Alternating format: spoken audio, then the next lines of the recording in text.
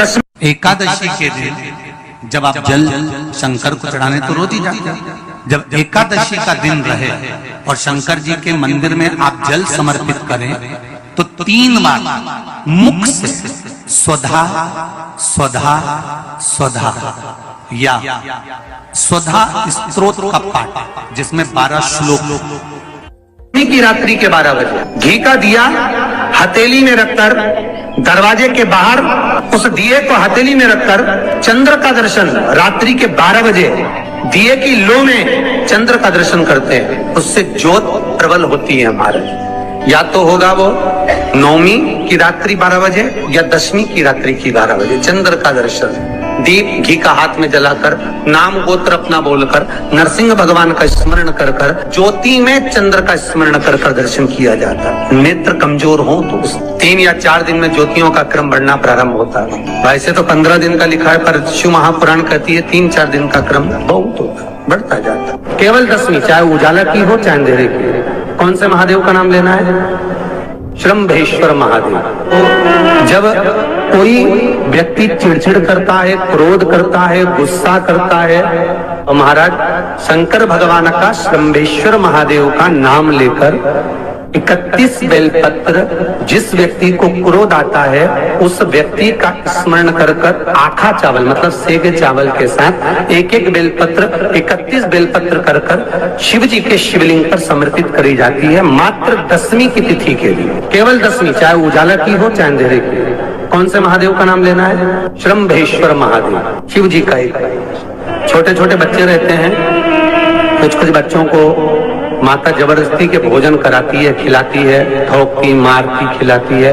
कुछ बच्चे ऐसे रहते हैं वो कुछ खा ही नहीं पाते, मुख में दो और वॉमिटिंग कर देते हैं, उल्टी कर देते हैं। ऐसे बच्चों के लिए या जिस व्यक्ति को भोजन पचता नहीं और उधर में एसिडिटी रहती हो और जलन टाइप की होती हो, उसके लिए भी श्रम्भेश्वर महादेव का स्मरण है। सुंदर व्याख्यान वर्णन किया है। श्रम्भेश्वर महादेव के ठीक सामने अर्थात भगवान शंकर के किसी भी शिवलिंग के सामने एक तांबे के लोटे में जल रख लीजिए और जल के अंदर 3 बेलपत्र डाल दीजिए, एक पीपल का पत्ता डाल दीजिए, शमी के 11 पत्ते कलश को छुआकर शंकर भगवान के शिवलिंग पर श्रम्भेश्वर महादेव के नाम से चढ़ा दीजिए। उस जल को उठाकर ले आइए, 1 रात्रि तक घर के अंदर रखना है।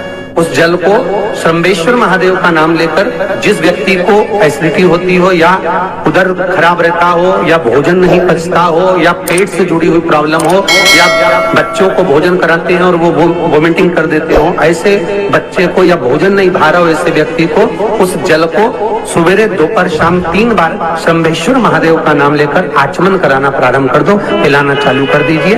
3 या 4 दिन पिलाओगे, अपने आप उदर में भी आनंद रहेगा, बच्चा भोजन करना भी। 2-4 हैं, पैसा तो आ रहा है पर घर में टिक नहीं रहा। डॉक्टर में, पुलिस में, एक्सीडेंट आदि में, कहीं गलत जगह पर व्यसन में अगर पैसा जा रहा है, जुए में, मांसाहार, मदिरा पान या कहीं आया पैसा आने में कमी नहीं, आ रहा है पर टिक नहीं रहा, रुक नहीं रहा। कोई मांगने आ गया, दे दिया, फिर वहां से अपने पास नहीं आ रहा, अपन कह रहे हैं भैया हमारा पैसा लौटा दो, नहीं आ रहा। तो महाराज शिव महापुराण की कथा कहती है एकादशी के दिन गंगा के जल में मात्र 7 बेलपत्री डालकर जो नंदीश्वर भगवान अर्थात जो शंकर जी के शिवलिंग के सामने नंदी होता है, उस नंदी के चरण पर गंगा का जल चढ़ाकर बेलपत्री शिव पर समर्पित कर देता है, उसके घर में रुपया रुकना चालू हो जाता है, फिर वो गलत जगह पर नहीं जाता, गलत स्थान पर वो धन जाएगा ही नहीं। तूने समझा।